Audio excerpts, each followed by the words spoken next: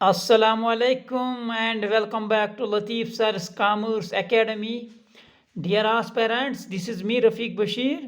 तो आपको पता है मैंने प्रोबेबिलिटी में ऑलरेडी 16 लेक्चर्स अपलोड कर दिए हैं। तो उसमें अब हमें रहते हैं 2 टॉपिक्स और वेन डायग्राम। तो वो मैं इंशाल्लाह कल उसका वीडियो लाऊंगा। बट आज फिजियोग्राफी ऑफ इंडिया पहला लेक्चर, क्योंकि मैं आपको फिजियोग्राफी ऑफ इंडिया पढ़ाऊंगा, साथ साथ में climate and crops of India भी पढ़ाऊंगा। तो ये मेरे अपने नोट्स है, मैंने अपने नोट्स बनाए हैं और आई प्रॉमिस यू कि आपको इसी में से पूछा जाएगा जितना मैंने इसमें नोट बनाए हैं। आज हम फिजियोग्राफी का लेक्चर 1 लेंगे। आई होप कि आप इसको बहुत ज़्यादा पसंद करोगे ताकि मैं लेक्चर 2 भी लाऊं। प्लीज़ इस वीडियो को लाइक कीजिए, शेयर कीजिए, कमेंट कीजिए और साथ साथ में चैनल पे नए हैं तो ज़रूर सब्सक्राइब कीजिए। तो डियर एस्पिरेंट्स, अगर आपने फिजियोग्राफी का पता है तो इसको कहा जाता है फिजिकल जियोग्राफी। फिजिकल जियोग्राफी में हमने क्या पढ़ने होते हैं? Mountain systems, islands, peninsular palliative, या मतलब कुछ भी माउंटेन जो भी है ना फिजिकल प्रोसेस के साथ, वो हम पढ़ते हैं इसमें। डियर एस्पिरेंट्स, हमने इंडिया को 5 फिजियोग्राफिक डिवीजन में डिवाइड किया होता है। उसमें से आपको देखने को मिलेंगे हिमालयाज, घाट्स आपको मिलेंगे, पेनिनसुलर पैलेटिव मिलेंगे, आइलैंड्स ऑफ इंडिया मिलेंगे। तो मैंने आज पहला जो डिवीजन उठाया आइलैंड्स ऑफ इंडिया उठाया। तो मैं आपको 2-3 लेक्चर्स में पूरा फिजियोग्राफी कंप्लीट करूंगा। साथ साथ में अगर आपको पीडीएफ चाहिए, आप लतीफ़ सर की टेलीग्राम चैनल @CA लतीफ़ पे ज्वाइन कर सकते हैं हमें। तो चलिए मैं बढ़ रहा हूँ आज के वीडियो की तरफ। आज हमारा जो पहला फिजियोग्राफिक डिवीजन है dear aspirants, it is islands of India. Physiography का पहला लेक्चर और फिजियोग्राफिक डिवीजन मैंने आज आइलैंड्स उठाया। कोई मुझे बोलेगा हिमालय क्यों नहीं उठाए? मेरे ऐसे ही पढ़ाने का तरीका है, तो मैं आपको जैसे पढ़ा रहा हूँ आई प्रॉमिस कि आपको मेरे नोट्स के बाहर कुछ नहीं आएगा। तो ये मेरे अपने नोट्स यहाँ पे आप देख भी सकते हैं, रफ़ीक बशीर। तो चलिए हम बढ़ रहे हैं वीडियो की तरफ। आइलैंड्स डियर एस्पिरेंट्स, ये सबको पता है आइलैंड्स क्या होते हैं। तो यहाँ पे मैं आपको बताऊं कि इंडिया में नियरली 247 आइलैंड्स है और जिनको हमने यूजुअली 2 ग्रुप्स में डिवाइड किया होता है। इन ग्रुप्स का नाम है अंडमान एंड निकोबार आइलैंड्स और दूसरा ग्रुप है लक्षद्वीप आइलैंड्स। तो यहाँ पे आपको याद रखना है कि इंडिया में जो 247 आइलैंड्स है हमने उनको 2 ग्रुप्स में डिवाइड किया होता है। One is Andaman and Nicobar and second group is Lakshadweep group. तो dear aspirants, let us start with Andaman and Nicobar. हम इसके बारे में जानते हैं अंडमान एंड निकोबार आइलैंड्स होते कहाँ है। पहले location, very important location dear aspirants, ये बे ऑफ बंगाल में है। बे ऑफ बंगाल में लोकेटेड है ये आइलैंड्स अंडमान और निकोबार। ये आपको याद रखना है। एक्चुअली ये है क्या? एक्चुअली म्यांमार में एक माउंटेन रेंज है जिसका नाम है अरकनयोमा माउंटेन रेंज। तो ये उन्हीं की कंटिन्यूशन में आ जाते हैं और इसी में आप देख सकते हैं डियर एस्पिरेंट, मैक्सिमम जो इंडिया के 247 आइलैंड्स हैं मैक्सिमम अंडमान और निकोबार से बिलोंग करते हैं। और मोस्टली आप देख सकते हैं 203 आइलैंड्स अंडमान ग्रुप में फॉल करते हैं और हम बोल सकते हैं 19 आइलैंड्स आते हैं निकोबार ग्रुप में। उसमें 7 बिग और 12 स्मॉल आइलैंड्स है। तो आप याद रख सकते हैं कि इंडिया में जो मेजर आइलैंड्स है वो किस में फॉल करते हैं? अंडमान और निकोबार आइलैंड ग्रुप में। और इनकी लोकेशन कहाँ पे है? बे ऑफ बंगाल में। तो चलिए हम बढ़ रहे हैं आगे। अब इम्पॉर्टेंट, हमेशा इस पर क्वेश्चन आता है 10 डिग्री चैनल है क्या? तो 10 डिग्री चैनल एक्चुअली सेपरेट करती है dear aspirants Andaman and Nicobar islands को। ये आपको याद रखना है। इन अंडमान एंड निकोबार आइलैंड्स को सेपरेट करता है डियर एस्पिरेंट्स 10 डिग्री चैनल। और यहाँ पे एक और इम्पॉर्टेंट टर्म आपके लिए डंकन पैसेज। तो डंकन पैसेज जो है डियर एस्पिरेंट्स, ये लिटिल अंडमान को साउथ अंडमान से सेपरेट करती है। तो क्वेश्चन बहुत इंपॉर्टेंट है, आपको आ सकता है कि which separates Little Andaman from South Andaman?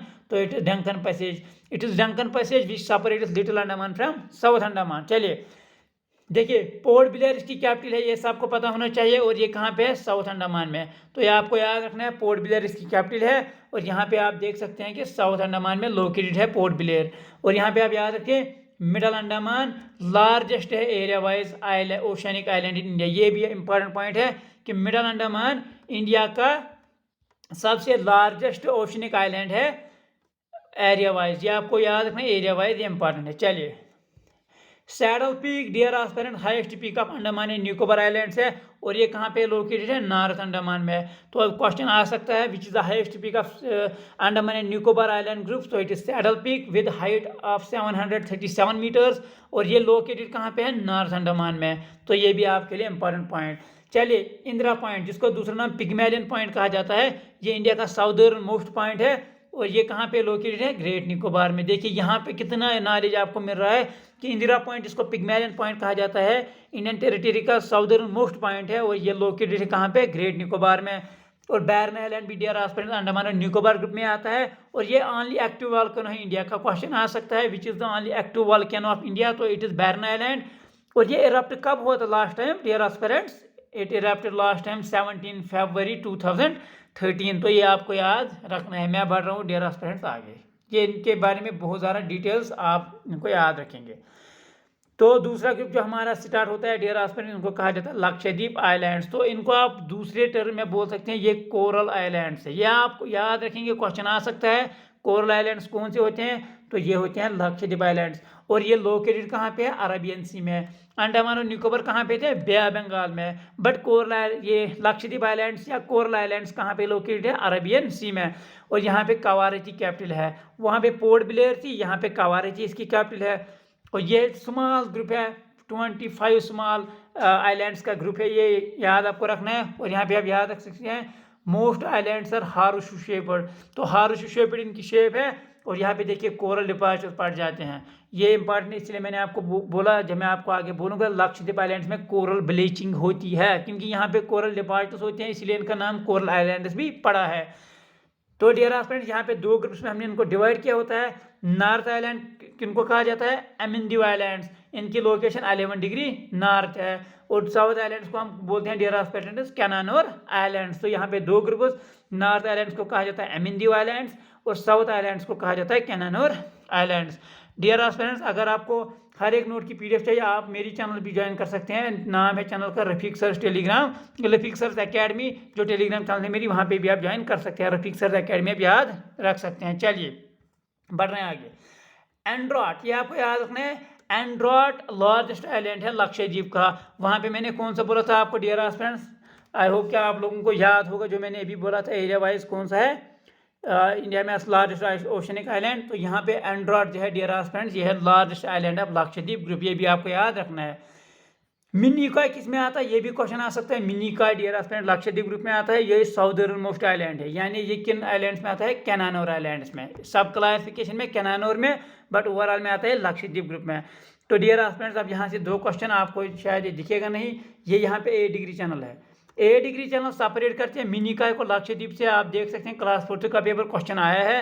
8 degree channel separate Minicoy from Lakshadweep और 9 डिग्री चैनल को सेपरेट करती है लक्षद्वीप को मालदीव से। ये इंपॉर्टेंट चैनल, 3 इंपॉर्टेंट चैनल है इंडिया में। 10 डिग्री मैंने पहले ही बोला, अंडमान एंड निकोबार को सेपरेट करती है। 8 डिग्री चैनल सेपरेट करती है मिनिकॉय को लक्षद्वीप से और 9 डिग्री चैनल सेपरेट करती है लक्षद्वीप को मालदीव से। तो ये इंपॉर्टेंट 3 चैनल, साथ साथ में डंकन पैसेज भी आप याद रखेंगे। तो डियर एस्पिरेंट्स ये था पूरा information about the islands of India. इससे बाहर मुझे नहीं लगता आएगा, क्योंकि जो भी चैनल्स इंपॉर्टेंट थी मैंने पढ़ाई। अब मैं बढ़ रहा हूँ नेक्स्ट टॉपिक की तरफ, कोस्टल प्लेन्स, जो कि एक और फिजियोग्राफिक डिवीजन में गिना जाता है। तो हम कोस्टल प्लेन्स देखेंगे क्या होते हैं। तो कोस्टल प्लेन डियर एस्पिरेंट्स क्या होते हैं, ये एक्चुअली लैंड्स होते हैं, मगर क्या होते हैं, ये स्ट्रिप्स होते हैं, ऐसे ऐसे स्ट्रिप्स होती है, बट प्लेन लैंड्स होते हैं। ये plain lands, strips of plain lands, we call them coastal plains.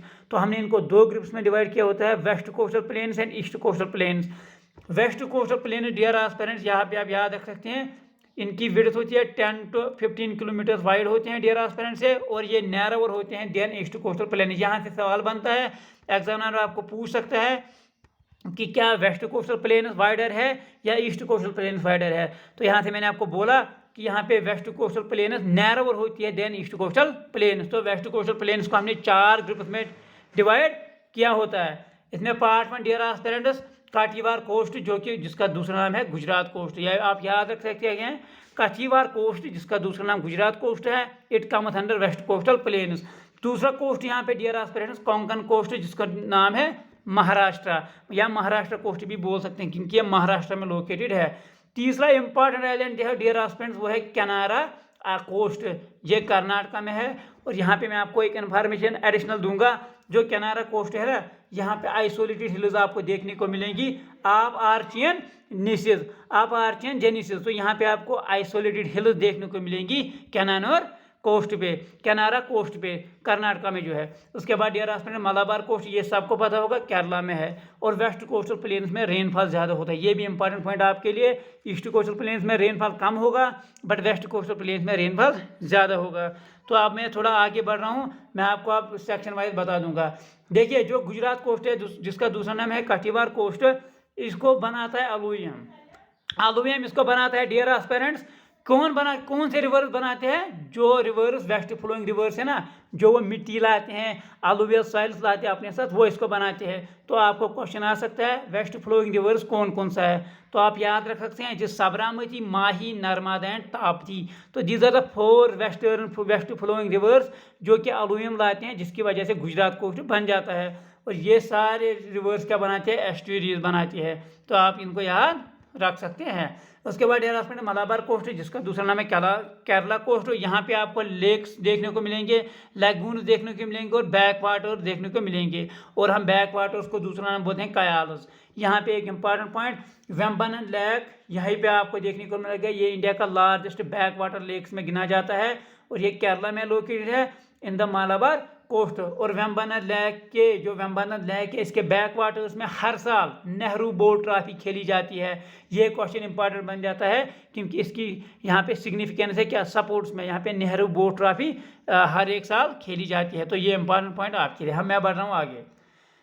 तो अब हम डिस्कस करेंगे east coastal plains dear aspirant. देखिए, विड्थ से ही पता चलता है कि ये वाइडर होते हैं या ब्रॉडर होते हैं देन वेस्ट कोस्टल प्लेन्स।